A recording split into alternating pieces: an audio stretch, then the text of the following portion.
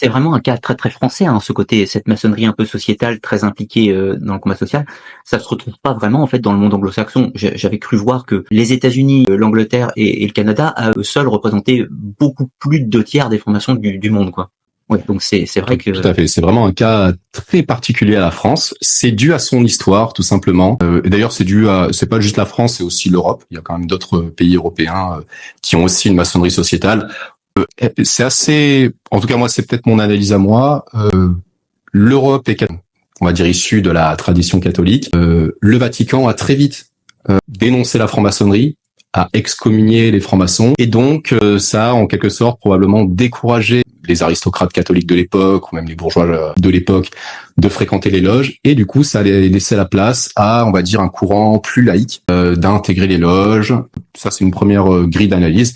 Et puis la deuxième grille d'analyse, c'est que la franc-maçonnerie de toute manière a touché les élites, et que la France du 19e, la France une partie du 18e, a été traversée par le rationalisme, a été traversée par des courants des Lumières, etc. Et donc, si tu veux, ce courant, je dirais, sociétal, ce courant moderne, ce courant progressiste, eh bien, a eu beaucoup plus d'écho en France parce qu'elle a été traversée par tous ces courants-là.